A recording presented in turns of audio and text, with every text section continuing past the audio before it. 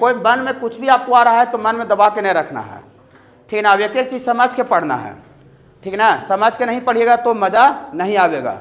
अब मान लेते हैं कि रट जाइएगा, तो रट जाइए तो कहाँ वाला का यूज करे रहे कुछ समझ, आपको खुद नहीं समझ में आवेगा।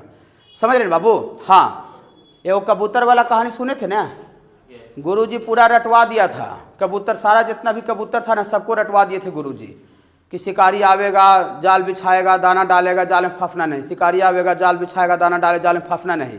सब कबूतर याद कैले था सर ना। एक दिन गया शिकारी, आया कबूतर को फंसाने के लिए, देख रहा है सब पेड़ पर बैठ के पलायन से सब गा रहा है, ठीक है ना। शिकारी आवेगा जाल बिछाएगा, एकदम बहुत मायूस हो गया, तो सब पलायन से बोल रहा है। बहुत देर बैठा रहा, एक आध घंटा, ठीक है ना। सोचा लाओ डाला माने जाला उला लेकर के आ ही गए हैं दाना उना, तो डालते हैं, अभी डाल के ही बैठेंगे, ठीक है ना। क्या करेंगे, हर भी जाके क्या करेंगे।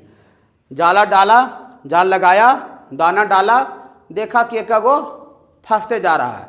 और ज़्यादा चर्च की बात यह था कि फंसा हुआ है और निकलने के लिए बाहर प्रयास कर रहा है, और तैयो बोल रहा है शिकारी आवेगा जाल बिछाएगा दाना डाले जाल में फंसना नहीं। फंसा हुआ है फिर भी बोल रहा है, तो ऐसा क्यों हुआ, हो रहा था, समझ में आया आपको।